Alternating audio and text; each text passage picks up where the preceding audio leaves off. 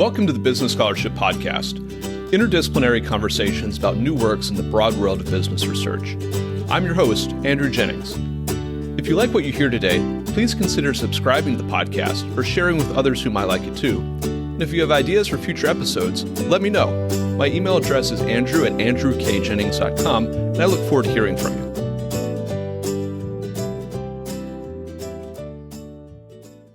Our guest today is Felix Chang, professor of law at the University of Cincinnati. We'll be discussing his article, Ethnically Segmented Markets. I'll add a link to the article in the show notes for today's episode. Felix, welcome to the Business Scholarship Podcast. Thanks for inviting me, Andrew. I'm a fan of the podcast, and I'm really flattered to be here.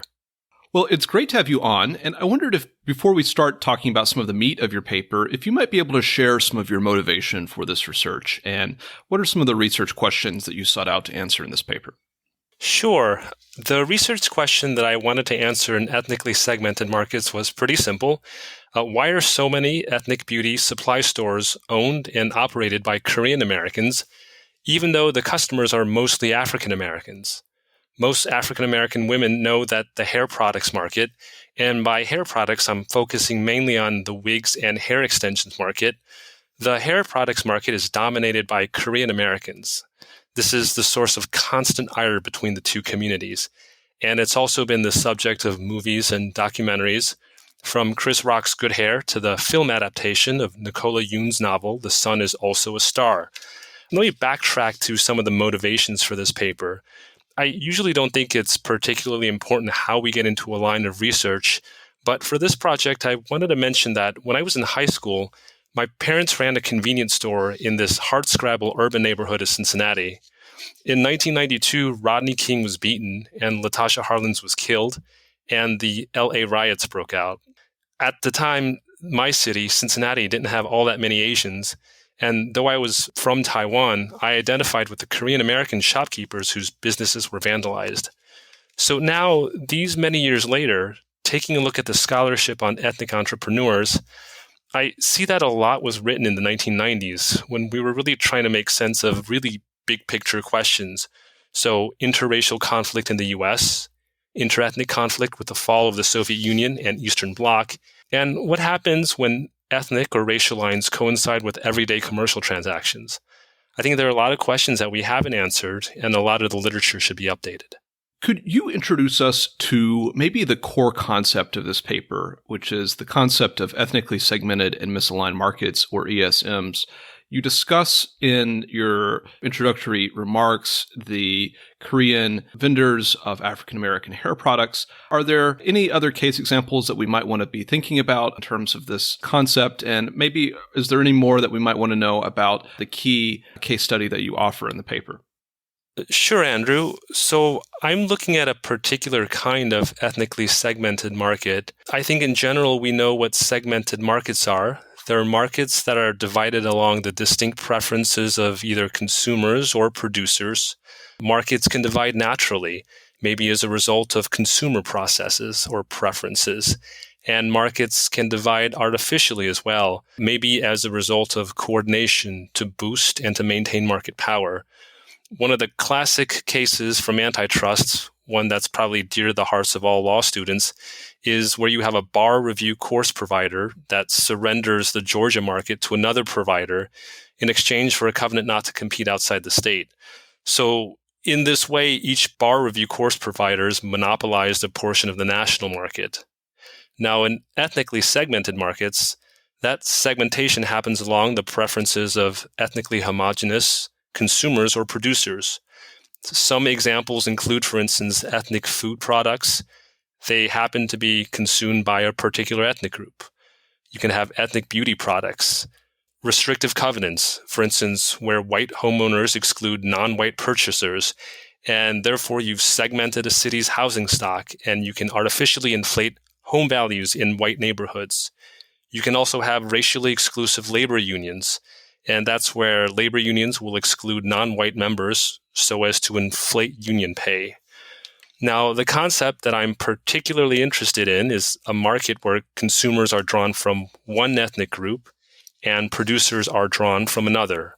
So each end of the market, at the consumer end and at the producer end, is going to be both ethnically homogenous, but also ethnically misaligned. As far as I can tell, when I canvass literature in law, economics, and sociology, these markets don't have a name, so I just call them ethnically segmented and misaligned markets. In the US, one of the clearest examples is the market for wigs and hair extensions, used by African Americans but sold by Korean American retailers. In my paper, I focus on that subset of misaligned markets where both producers and consumers are people of color. Or if you look elsewhere in the world, they might be ethnic minorities. Now, I'm particularly interested in these types of markets, and that's because, at least until the rise of internet retailers, a great deal of commercial transactions for a community of color tended to be with another community of color. For consumers, this might be because traditional producers aren't found in, say, a redlined, ethnically segregated neighborhood. Unless you've got gentrification, for instance, these neighborhoods may lack grocery stores. That's why there are food deserts. So for producers, the producers in these markets tend to be small businesses run by immigrants, and they might, for glass ceiling or other reasons, be shut out from and not be able to break into corporate America or more established enterprises. Going back to the example of my family's convenience store, my parents had bought the business from a Palestinian family, and when we left Cincinnati, they sold it to another Palestinian family. So I know that's anecdotal, but there's been a lot of ethnographic literature on greengrocers and other businesses located in urban neighborhoods and operated by Korean Americans. So these are the more established examples. What's presumed in my framework is that consumers and producers in these markets are both, again, ethnically homogenous and also ethnically misaligned. So to address some other commonly invoked examples, for instance, Chinese restaurants wouldn't work. It would not fit into my framework. While producers are likely to be Chinese, the consumers aren't going to be ethnically homogenous, unless maybe you've tightly drawn a relevant geographic market around, say, an ethnically homogenous neighborhood. When you add the additional caveat for what I'm focusing on, that producers and consumers both be communities of color, we've limited this phenomenon to even a smaller subset of examples. A lot of the literature here comes from sociology, where there was some classic work on what's called middlemen minorities. So these are groups who mediate between dominant and subordinate economic groups in some sort of a society. Usually middlemen minorities were thought to be sojourners, so they would travel from one market to the next. The communities that come to mind as classic middlemen minorities are Chinese, Jewish, Indian, and in West Africa you have Lebanese. So these merchants who are found all over the world. But the thing is, and what I focus on the paper, is that if we limit this phenomenon to markets where consumers are subordinate groups, then the examples you have are fewer because you just don't have that many examples and you struggle to come up with one. The fact that they endure, for instance, the African American hair products market makes it all the more peculiar, I think. The only other example that I've come across in my research and in my travels is that I do know that across Southeast Europe, where I spent quite a bit of time, there are pockets of Chinese merchants who often sell to and interact with Romani minorities, for instance. But again, the examples are very few because this really is not a phenomenon that should endure. How might ESMs confound our existing notions of market power and competition and maybe cut against the grain in terms of economic theory and antitrust doctrine? I think there's a lot here. Let me just begin by saying that I think ethnically segmented and misaligned markets can be told as an antitrust story. And the reason is that many African Americans will frame their relationship with Korean American retailers in competition and anti-competitive terms. So oftentimes, for instance, it'll be asserted that Korean American firms exert a monopoly over, or maybe they've monopolized the black beauty supply stores market. But the thing is that monopoly and monopolization have really specific meanings that demand careful market power analysis and antitrust.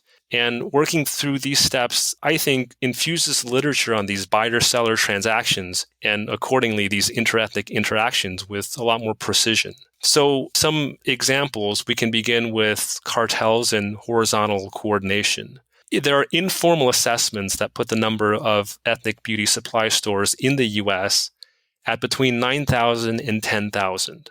And these informal assessments also say that about 80 to 85% of them are going to be owned and operated by Korean Americans.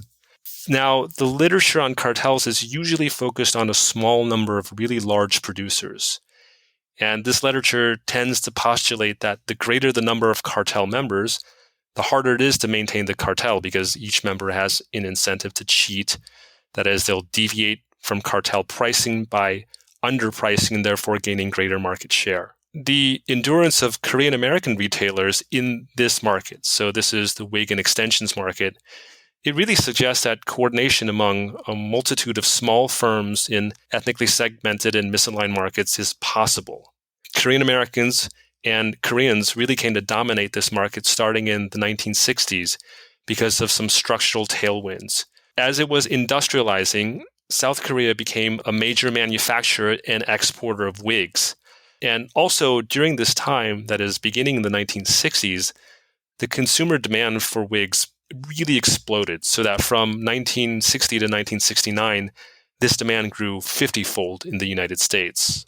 These are all structural reasons for why Koreans and Korean Americans came to dominate the market for wigs and hair extensions.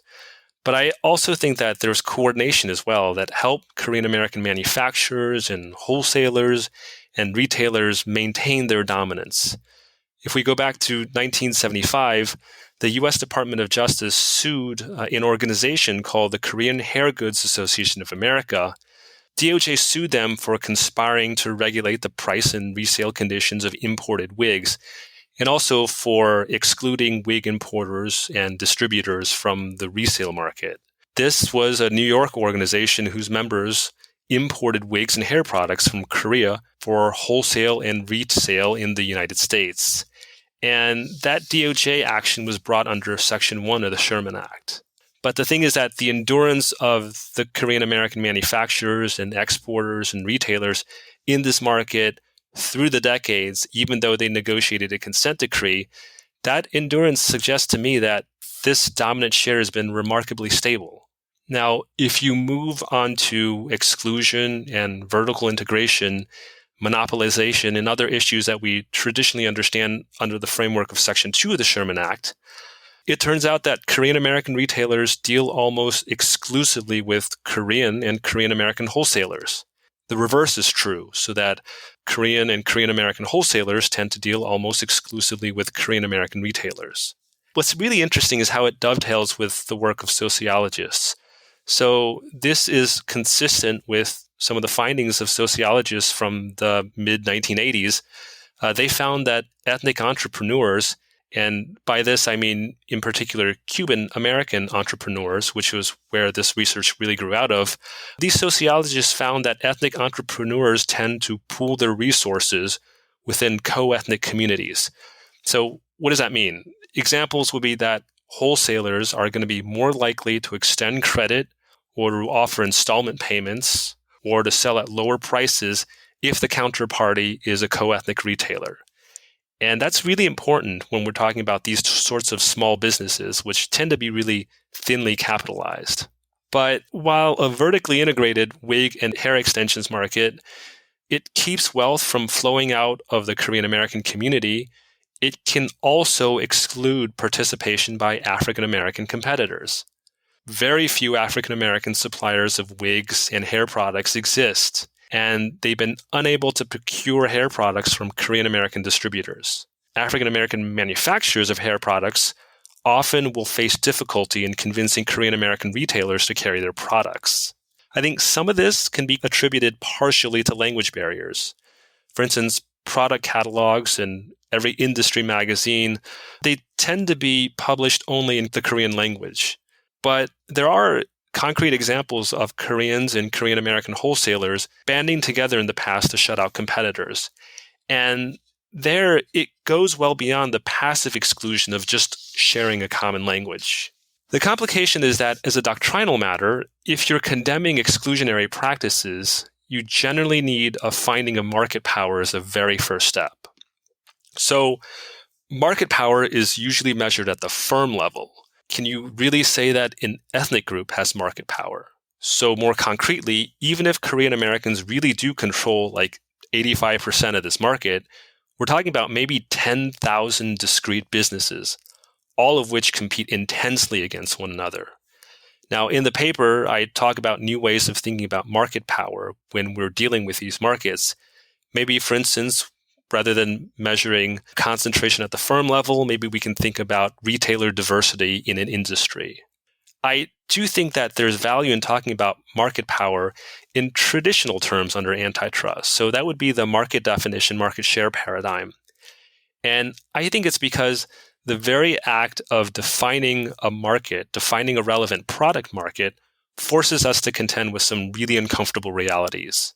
So more concretely, in thinking through demand elasticity, we have to recognize that among the many reasons why demand is so inelastic in these markets, one of the many reasons is because of hair discrimination. So hair discrimination features prominently. In many states, there's no legal recourse for African Americans who are treated adversely in the workplace for the way they wear their hair. But overall, I think that this phenomenon is really interesting.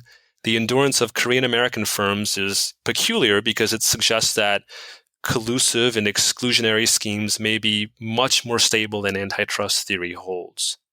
Now, this is kind of consistent with the axiom that we have from sociology that an ethnic group can withdraw into itself, strengthening co-ethnic bonds when threatened by exogenous forces. And here the exogenous forces might be the fact that all of your consumers are both ethnically homogenous but also ethnically distinct from the producers. But I think that a sort of related point is that a major contribution of this work is this simple discovery that in-group producers can coordinate against and exclude out-group competitors by utilizing ethnic bonds, even if we're talking about a group of ethnically homogenous but really small, numerous, and discrete producers. That is, firms numbering from, say, 9,000 to 10,000 across the U.S. How do you think we should be thinking about ESMs in terms of racial equity and interracial and interethnic relations and relationships?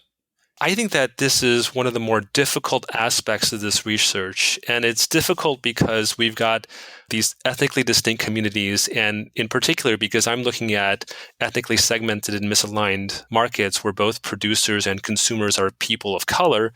You're really depending on how you want to weigh the antitrust laws, and you're really privileging one group over another. And it's really difficult to decide what group to prioritize.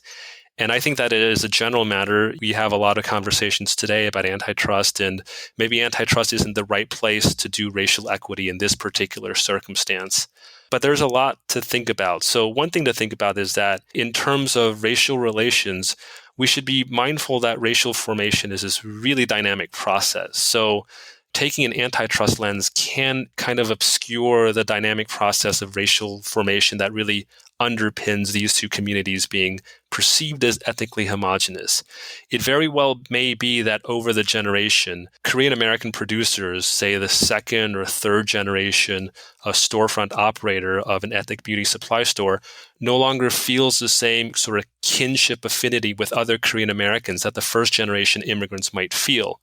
It may be, for instance, that talking about, at least at the producer side, talking about this as a sort of immigrant entrepreneurial community really obscures the fact that a lot of the producers they're here, then they're US, they're American citizens, they may be people of color, but there aren't really immigrant entrepreneurs in the traditional sense or the traditional understanding of both middleman minorities and ethnic entrepreneurs, because that literature in sociology was really derived from immigrant entrepreneurs and really premised upon the understanding of middleman minorities as a perpetually sojourner or itinerant group. And that's no longer the case here. It's also the fact that we should not say that the racial homogeneity aspect of what I'm looking at either the consumer end or the producer end should not necessarily be taken as given, because again, this process of racial formation and identification is constantly changing. and alliances will change and identity will change for a number of political, economic, power, and sociological reasons. So this is really a dynamic process. That's something to really keep in mind. Another thing to keep in mind that I think is particularly interesting for antitrust purposes is that the progressives among us might say the following. That is, think about the disruption that we might see in this market. So some of the disruptors that are beginning to come onto the scene, you do have a couple of African American owned suppliers who are really beginning to make inroads and they're beginning to make traction into the market. And they're beginning to capture greater and greater market share, even though I think it's still kind of a really small market share that they're capturing. But the reason why they're able to thrive, and here in particular, I'm thinking of, say, the firms Maven and Indique, and in particular, Maven more prominently, the reason why they're able to thrive is because they're able to circumvent Korean suppliers and Korean manufacturers. With the advent of internet wholesaling, you can procure supplies very easily from China. And so a lot of the hair supplies are actually coming from China. And so if you as an African-American retailer can get product directly from China and bypass Korean and Korean-American suppliers altogether, you don't have to worry about exclusion so much. Well, what happens then if you wind up with one really large supplier that might be 100% owned by and operated by African Americans, but it ends up being, say, a dominant platform in the way that, say, Amazon does? And that strikes me as particularly interesting because the progressives among us will say what we should really value are small businesses. You know, the longstanding criticisms to Amazon is how they squelch small businesses. And so if you're progressive on antitrust terms, you might favor the discrete small businesses over the one really large giant retailer. And again, here I'm assuming that eventually one of these African-American owned and operated suppliers is really going to capture market share and become dominant in the way of, say, a disruptive platform. Now, the challenge here is that I think from the consumer end, this being a source of constant ire, the fact that African-American consumers cannot find African-American retailers of wigs and hair products, it's been constantly the source of irritation. And so I think many consumers will say, I would rather buy from the Black-owned beauty supplier. Now, what if in the end, the type of market you're looking at is where the Black-owned beauty supplier is one of these, Mavens or Indiques that really comes to capture market share, and they're the ones who are pitted against the traditional brick and mortar operators that are run by Korean Americans that really are small businesses. There, which way do the antitrust preferences cut? Which way do consumer preferences for ethnic and racial solidarity cut? I think that that's perhaps one of the most interesting intersections of antitrust and also racial identity. Felix, what key takeaways or open questions from this paper, from this conversation, would you like our listeners to be thinking about? Let me classify the key takeaways. I think one of them is going to be empirical. That is, further work will need to be done, tallying beauty supply stores within a relevant geographic market to really figure out in traditional market definition, market share terms, whether there is market power. If we presume that there is going to be a way of assessing market power to count all Korean American suppliers as one sort of homogeneous unit. So that's one empirical question that I think is an open question for further exploration. There are theoretical questions as well. Specifically, is there a theory of market power that looks at the market not at a firm level, but at the ethnic group level? To my mind, there's not one that really exists. In previously workshopping this paper at an antitrust workshop, Eleanor Fox and Sean Sullivan had mentioned that you might be able to think about this as a sort of a competitive process question. So that might be another theoretical framework to approach ethnically segmented and misaligned markets. There's a doctrinal question as well that remains open. That is, should antitrust add a theory of harm to include some sort of information exchange or facilitating practice that would cover producer behavior in, say, the hair products markets? That I don't know. Does transacting only in Korean language and across Korean language publications, does that sound in antitrust to constitute some sort of a facilitating practice for parallel conduct? And I think one of the last open questions is really more probably institutional and historical. And that is, I hope this begins the conversation to think more about ethnicity and race and antitrust. So this is going to include confronting some deeply problematic invocations in antitrust to Jeffersonian vision of small businesses or Teddy Roosevelt's approach to trust busting. Because I think you can't mention simultaneously the legacies of Jefferson and Roosevelt without talking also about the legacies of slavery and empire that these two men embody. These are some of the open questions that I hope to think about further. And the key takeaway is that, again, there are some really interesting markets where you find that producers are ethnically homogenous and consumers are ethnically homogenous, but they don't belong to the same ethnicity. So these are the ethnically homogenous and ethnically segmented and also ethnically misaligned market that I'm looking at. Our guest today has been Felix Chang, professor of law at the University of Cincinnati. We've discussed his article, Ethnically Segmented Markets. I'll add a link to the paper in the show notes for today's episode. Felix, thank you for joining the Business Scholarship Podcast. Thanks again for having me, Andrew. Thank you for listening to another episode of the Business Scholarship Podcast. If you like what you heard, please consider subscribing to the podcast or leaving a rating on your favorite podcast app, or let other people know about it too. If you have suggestions for future episodes, please let me know. My email address is andrew@andrewkjennings.com, and I look forward to hearing from you. Until the next time, I'm your host, Andrew Jennings.